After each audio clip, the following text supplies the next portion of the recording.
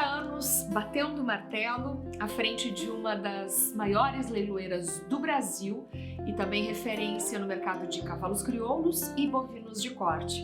Estou falando de Marcelo Silva. E quem eu tenho a honra de poder conversar neste dia, comemorando 50 anos, 5 décadas de profissão deste ofício desafiador que é o ofício de leiloeiro rural. Antes de mais nada, Marcelo, parabéns por estas 5 décadas. É um prazer, é uma honra estar aqui conversando contigo para o Grupo Canal Rural, que durante muito tempo também caminhou junto contigo nessa jornada e segue caminhando. A recíproca é verdadeira, o prazer de que tu estejas aqui conosco. Realmente são 5 décadas batendo martelo, apesar de não ser nem marceneiro, nem carpinteiro, né? Imagina. Marcelo, eu queria te propor uma entrevista um pouco diferente, porque eu imagino que nesse ano de 2022 já devas ter dado muitas entrevistas e respondido a muitas perguntas, a muitos questionamentos. Então, para a gente fazer uma entrevista um pouco diferente, eu queria te convidar a recordar alguns momentos dessa carreira através de imagens. Aqui nós temos uma foto da criançada. Eu não sei se você nessa época já brincava de ser leiloeiro, afinal de contas seu avô e seu pai tinham esse ofício, né? Não, pontualmente nessa época, vamos dizer, eu ainda não brincava de ser leiloeiro, mas eu já acompanhava o pai desempenhando tarefas menores, como, por exemplo, hoje praticamente inexiste mais, né? Em função da internet, da modernidade, que era aquela coisa da emissão da nota, da compra. Então, eu, Uri, pegava a nota de compra e levava até o comprador que estava sentado às arquibancadas, né? Levava em 2 vias sempre, ele me devolvia uma assinada. Em função da nossa vinculação muito próxima com o Uruguai, em função de que a minha segunda língua é o espanhol, muitos termos, e não só eu, Marcelo, mas praticamente todo o pessoal da fronteira incorporou esses termos ao nosso português no que concerne a área de leilões. Por exemplo, como era chamado ou como era chamada essa pessoa que fazia essa levada e trazida da nota, né? Então, era ele que levava e traía la boleta. Sim, por supuesto. El boleteiro. El boleteiro.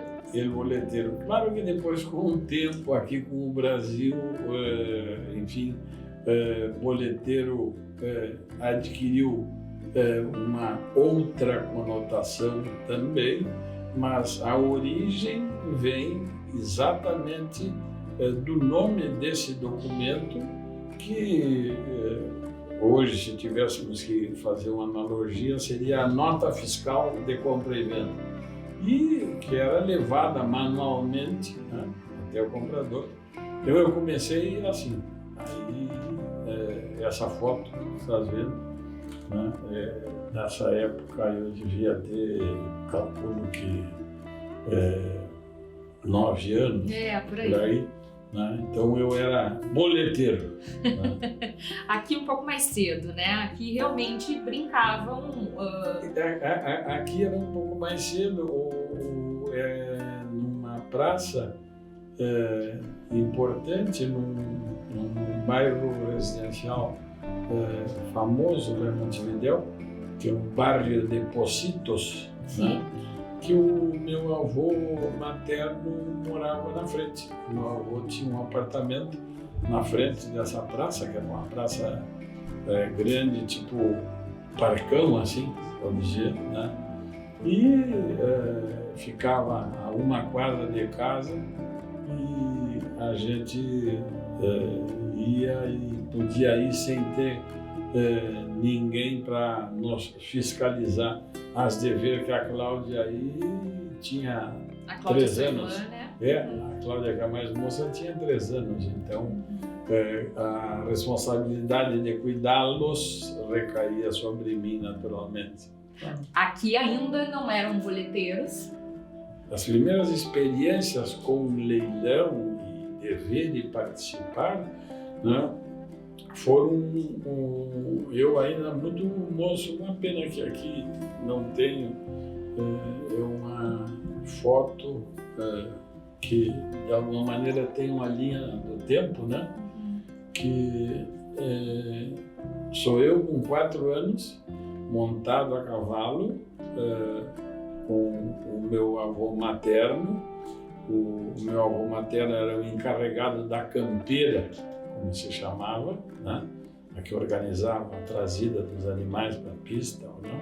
Eu com 4 anos, montado a cavalo com ele, né? No leilão da cabanha, que a expressão cabanha também é castelhana. Também de lá. Os leiloeiros, à época, eram uruguaios, não tinha ninguém Não tinha, brasileiro. foi o seu pai, Trajano, que trouxe esse modelo para cá. Exatamente. O fato dele ter casado com a minha mãe e ter ido morar no Uruguai, e ficou lá 6 anos, ele casou e de imediato foi para lá. Mas quando dos leilões da cabanha do meu avô paterno, né, ele vinha para ajudar e meu avô materno também vinha para ajudar. Então, meu primeiro contato de verdade foi com 4 anos de idade e eu achava aquilo o máximo, né? Aquele movimento de gente, enfim, a cavalo. Claro que eu mais atrapalhava que outra coisa, porque o meu avô, além de ter que desempenhar a sua função, que era o chefe da campeira, ele tinha que me cuidar para que eu não caísse de cima do cavalo. Então, se tiver que te dizer, bom, então vamos lá. E quando é que foi que tu tiveste, então, o primeiro contato e te deu uma coisa que os castelhanos chamam de coraçonaço, que te deu aquilo que te bateu? Foi em 1958, né, quando eu tinha 4 anos, nesse leilão lá em Uruguaiana. Marcelo, dando uma olhada agora no álbum, temos aqui data de 1978, um anúncio apresentando a empresa Trajano Silva, apresentando a nova geração, né? Trajano Silva, o mais solicitado leiloeiro rural do Brasil, apresenta a sua nova geração, o filho Marcelo. Como é que foi a pressão para você nessa época? Não, nessa época eu já era veterano, porque se tu olhares, né, em realidade o símbolo é outro, né, e isso foi a apresentação em São Paulo. Isso foi lá em São Paulo, em Bauru, em São Paulo. Mas 6 anos depois apenas de você bater o martelo, né? Pela primeira vez. Mas pontualmente lá eu era novidade. Lá era novato. Lá eu era novidade, mas aqui no Rio Grande do Sul já era figurinha carimbada. Mas enfim, como é que foi, né, para ti essa, enfim, uma responsabilidade, né? De suceder o seu pai, que era até então, né, o mais solicitado leiloeiro rural do Brasil, pioneiro dos leilões no Brasil. Como é que foi criar a própria identidade do Marcelo Silva? Enfim, esse trabalho, ele foi mais fácil ou mais difícil por ter essa referência, né? Eu diria assim, ó, como toda e qualquer profissão, tem suas facilidades e dificuldades e tem suas peculiaridades. E o meu pai era um homem muito inteligente e muito sensível. Então, quando ele me deu a oportunidade de fazer o primeiro leilão, ele me lançou como leiloeiro no Rio Grande do Sul em 72, num leilão onde tinha muito mais compradores do que o normal. O gado era um gado extraordinário e a quantidade era pequena. Isso, vamos dizer, eu devo a ele essa sensibilidade de me lançar num momento que ele sabia que o público responderia de forma extremamente positiva pela mercadoria que estava na pista. A mercadoria se venderia sozinha, vamos dizer assim. E depois, afora isso, o meu pai sempre foi muito bem relacionado. O que diferenciou o Marcelo do Trajano, na tua opinião? O que diferenciou é que eu tinha um medo desgraçado na hora de começar. Né? Antes de começar a vender o primeiro lote, né? Aquela coisa de boa tarde, senhores, muito bem-vindo, prazer, oferta e tal. Então agora vamos começar a vender um lote e tal. E oferta a preço, quanto me dão? E vamos dizer que valia, não sei, a xícara valia 500. E alguém disse 1.000, né? E eu lembro como se fosse hoje. E aí eu segui, oferta a preço, quanto me dão? Quanto me dão? E quanto me dizem? Quanto me dão? Quando eu já tinha uma oferta que era o triplo do que era para oferecer, e o pai me deu, do meu lado, me deu uma cotovelada. Eu já está vendendo, o rapaz faz tempo, abre os olhos. Né?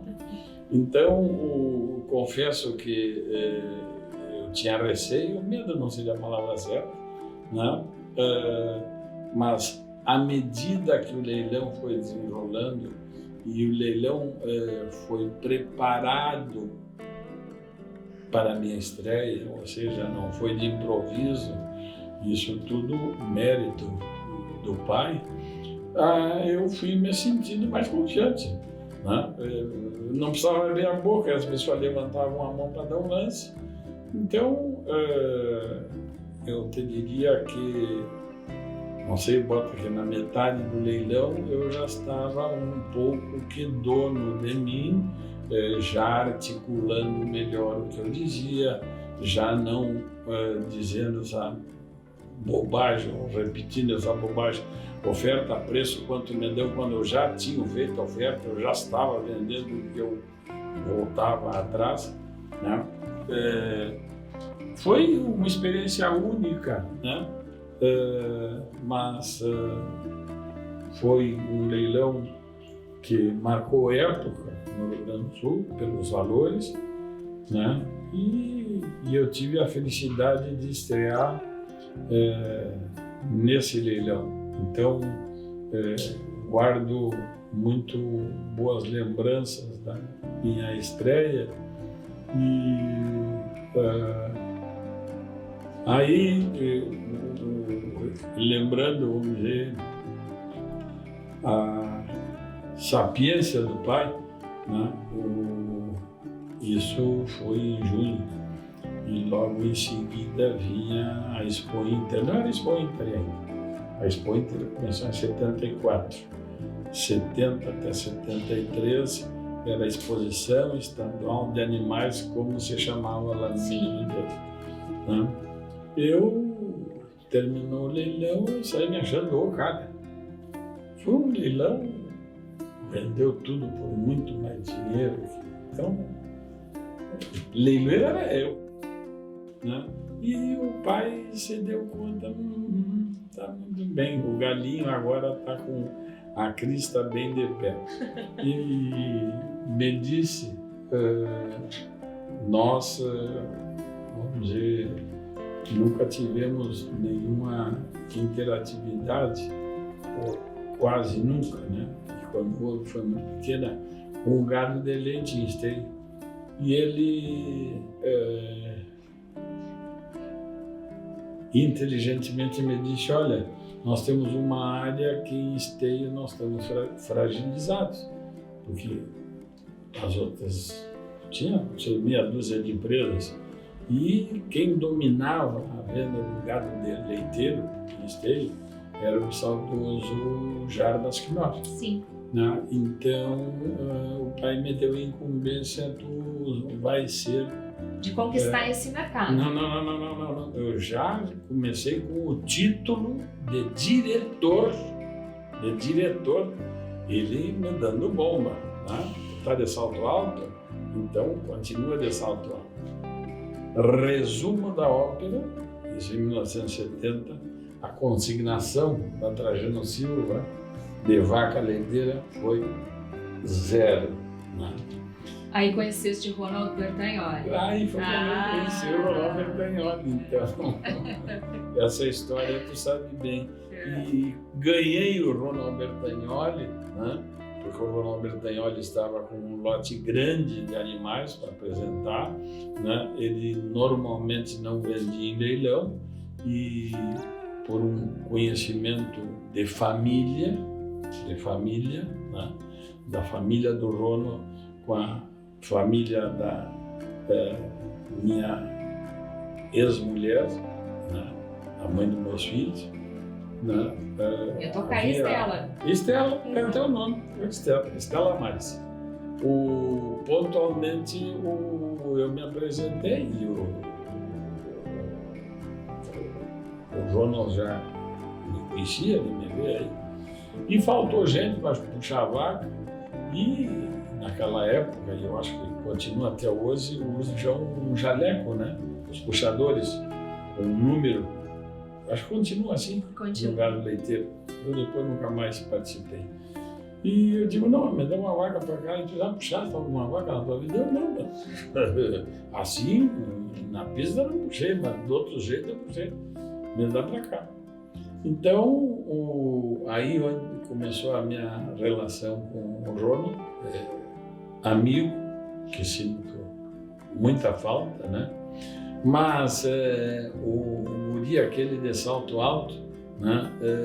Quebraram os 2 tacos do salto e ele aprendeu a trabalhar, a se virar. Com o pé no chão, que as coisas às vezes são de um jeito, às vezes são do outro, né?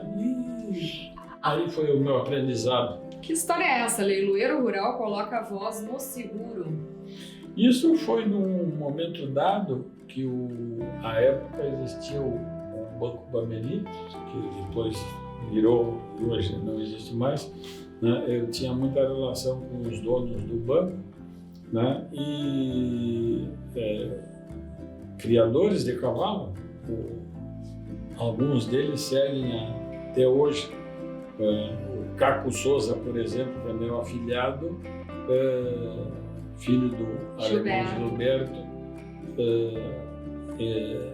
o irmão do Caco, Dudu, é quem administra as propriedades da dona Didi, né, e do Avelino, que eram os donos do banco e da seguradora à época, né? Então, isso foi um pouco de abertura que eles me deram para poder me autopromover, a seguradora me possibilitando que eu segurasse a voz. E isso, à época, causou um frisson, né? E veio essa notícia. Nunca teve problema com a voz? Nunca precisou de seguro? Nunca precisei. Quais são os cuidados aí do dia a dia, Marcelo? Espero que não, claro que sim. Eu sei que tem mel, tem limão, sempre na rotina. Exatamente. Muita água. Muita água, cuidado com a umidade, né? Molhar os pés, para mim, se eu chego a ficar com os pés úmidos ou molhados, me afeta diretamente a voz.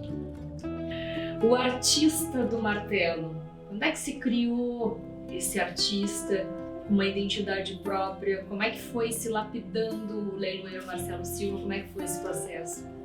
Eu acho que um pouco, vamos dizer, fui levado a isso pela minha precocidade, porque eu desde muito cedo frequentava Palermo e o Prado, né?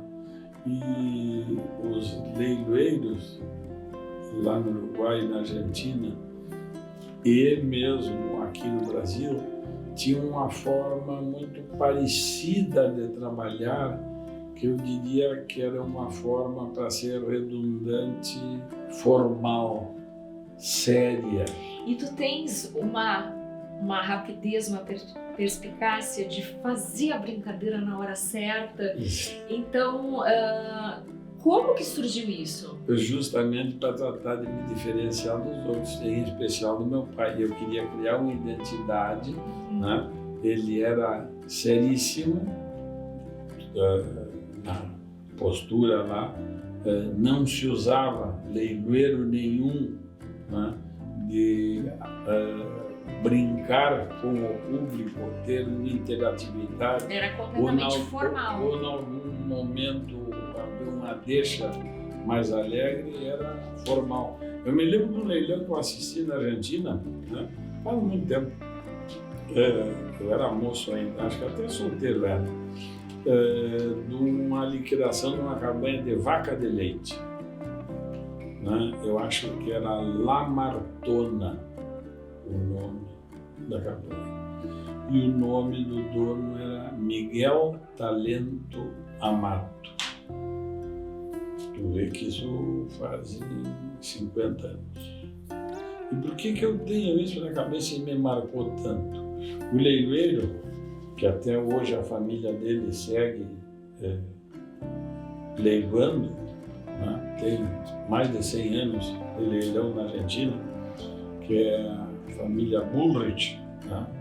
No caso, esse cidadão, o sobrenome dele era Sáenz Valiente, que era casado com a Bullrich.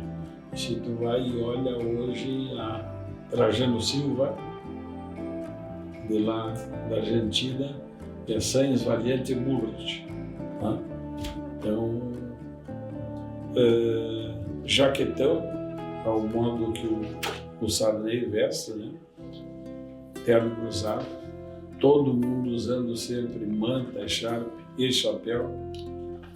E era uma das mais importantes cabanhas da Argentina. E um pouquinho antes de começar o remate, uma pista redonda, simples, aquele murmúrio que só ia acontecer quando as pessoas estão esperando e comentando: tu viste a vaca tal, aquela conversa normal de pré-leilão. Né? Quando o Sáenz Valiente subiu na tribuna, tu escutava as moscas voando. De tanto o respeito, a forma como isso ficou marcado na minha cabeça da forma como se impunha a figura. Né? Nem todos, né, tinham, vamos dizer, essa capacidade de impactar como tinha o Sáenz Valiente. O meu pai tinha muito disso, né? Principalmente na sua mediana idade. A coisa ficava séria, não tinha conversa paralela. Né? E eu queria ser diferente, então aí tratei de levar para esse lado um pouco mais alegre, mais brincalhão, né? Menos informal. Agora, Marcelo, como é que foi então leiloar pela primeira vez no Uruguai? Qual a tua identidade? Eu sei que o primeiro leilão foi do Jorge Cordeiro.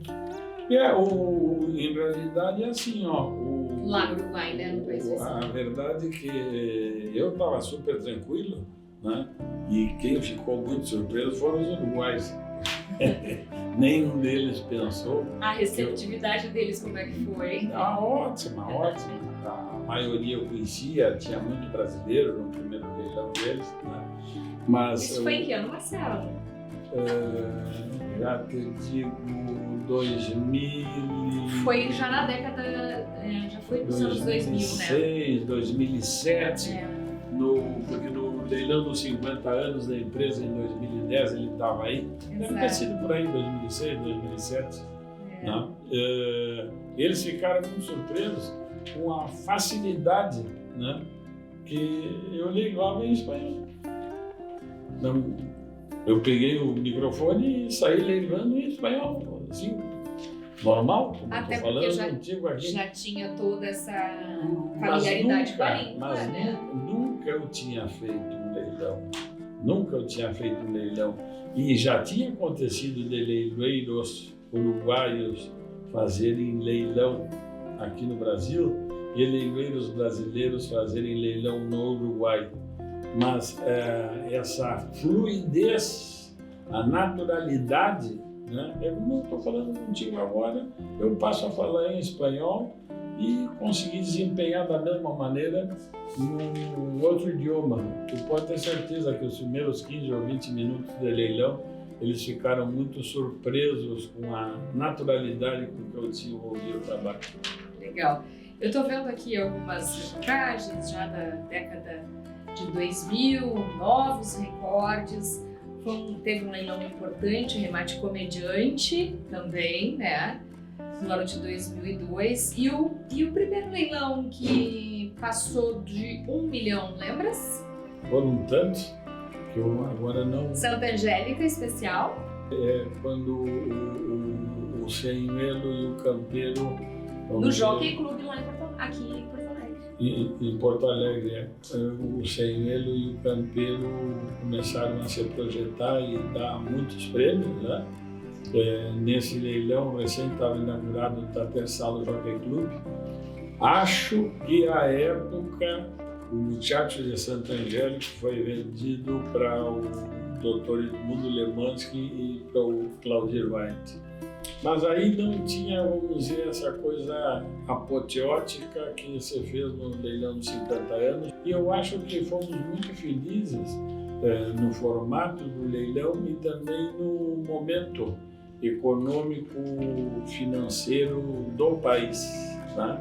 Isso é uma coisa que tem que levar em conta. A economia estava com muita disposição, então grande parte do sucesso deve-se, vamos dizer, àquele ambiente que existia favorável a valorizar o cavalo. 2002, Mancha Crioula abre temporada de remates. Naquela época apenas acontecia o leilão Mancha Crioula. Depois veio a se tornar a principal exposição, né, dos manchados, toreanos, oveiros e bragados. Vocês tinham ideia naquela época do quanto o mercado, né, de animais manchados teria espaço? Em realidade... Porque a gente vê uma valorização cada vez maior dessas pelagens, né, diferenciadas. Em realidade, vamos dizer, isso foi uma iniciativa que começou com um leilão, Mancha Crioula, ideia do Gonçalo, meu filho, era pura e simplesmente um leilão, né? Foi um lance genial, pode-se dizer, dele. E o primeiro leilão nós fizemos na revenda Renault em Novo Hamburgo, né? E durante alguns anos o leilão foi só leilão e ele foi criando corpo e nós fomos sentindo a vontade, principalmente do pequeno criador, né? Do proprietário, do usuário do cavalo, de alguma maneira se entrosar aonde ele não fosse, vamos comparar com as lutas de boxe, né, que ele não fosse ter que entrar na sua primeira luta brigando com o Mike Tyson, podia ser com um menorzinho. Então aí se criou a exposição Mancha Crioula e hoje, vamos dizer, depois do Bocal de Ouro, nos últimos anos, é onde a maior quantidade de animais se reúne.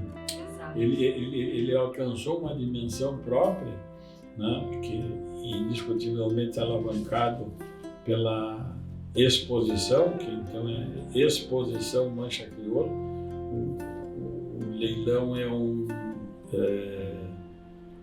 complemento, né? Então o leilão é sexta-noite, a exposição no sábado, e aí que era o que, na essência, era e é o que nós procuramos, né? Quando digo nós, Trajano Silva, é essa coisa do convívio familiar, de estar lá, avô, neto, família, a disputa saudável, a alegria de ver um bichinho normal, de tipo receber o seu prêmio, ele sair de lá com um martelinho gravado, com mancha crioula, né? Então, eu não estou me dando conta agora que o próximo fazem 20 anos. Exato. Troféu Guri 2002, Marcelo Silva. Isso foi um motivo para mim que considero que diferenciou a minha carreira, de eu estar entre tantas personalidades que foram homenageados durante, não sei, acho que durou uns 6 ou 8 anos, né? Escolhiam 10 personalidades principais do agro, e para mim é um dos troféus que eu tenho ele num lugar de destaque. Lá é uma honraria que realmente não é para qualquer um, né? Entre os gaúchos. Tá em lugar de destaque lá na minha Tá em lugar de destaque, que legal. Eu tenho uma surpresinha. Pensa que acabou, não acabou ainda. Eu tenho uma surpresa aqui. Adivinha de quem? Conhece? Olha aí. Tá preparado? Dá uma respiradinha? Sem dúvida, como ele continuou a risca e talvez atrevidamente superando o pai, porque os tempos mudam e também a própria atividade do leiloeiro também muda, e cada um tem o seu jeito. E o Marcelo é muito espontâneo e capta em momentos assim uma coisa qualquer, que daí ele já fala e já cria uma outra ambientação, às vezes cômica, às vezes nem tanto. Sim. E esse remate onde ele foi lançado pelo Trajano foi muito especial, porque era muito menino, 18 anos, eu já penso. E fecha direitinho, está com 68, então. E naturalmente que sempre foram com muita emoção, e todos os 5, sem contar os 4, trouxendo muito clima. Por isso que eu digo,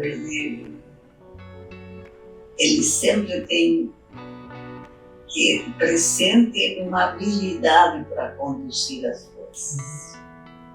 Ou como se diz num refrão gaúcho, armadilhar sobre a vida grande para chegar no bicho. Que ele e todos vocês tenham assim um futuro com muita paz, com muito amor e com muito respeito. Essa é a minha expectativa, na verdade. Porque se nós não tivéssemos a emoção transformada em amor, a vida é muito dura. Dentro desse plantel que eu construí com teu pai, tem, acima de tudo, muito amor, muito desejos de que seja na maior paz.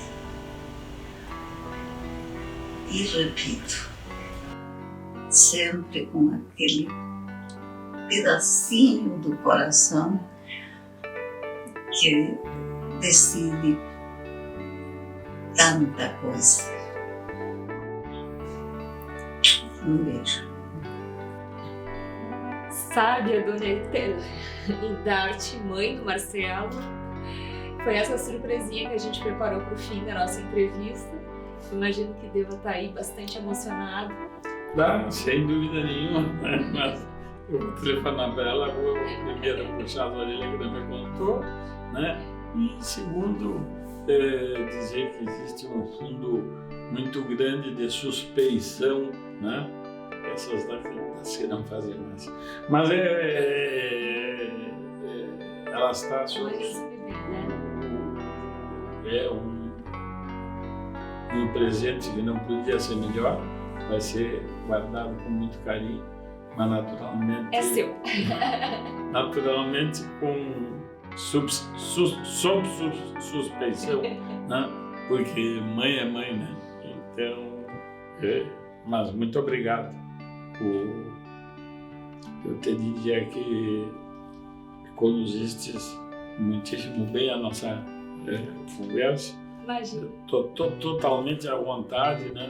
Não sei fazer alguma linha do tempo, referências a passagens importantes da minha vida, mas esse final aqui eu não esperava. Marcelo, obrigada. Que esse martelo te acompanhe aí por muito tempo. Obrigada mesmo. Foi um prazer estar aqui conversando contigo. Obrigada por ter me recebido na tua casa. E quero te ver muitas vezes leiloando, com muito sucesso ainda na tua carreira. Obrigada. Com certeza. Sucesso no leilão dos 50 anos, dia 3 de setembro. Com certeza. Sabadão do Freio de Ouro. Primeiro, quinta-feira, vendra mim. Primeiro, quinta-feira, vendra mim. E na sequência dos 50 anos. Aê, obrigada. Mas, vamos dizer, parafrasear o meu querido amigo e irmão Maneca Costa, ambos os dois serão muito bons. Esse é Marcelo Silva. Obrigada.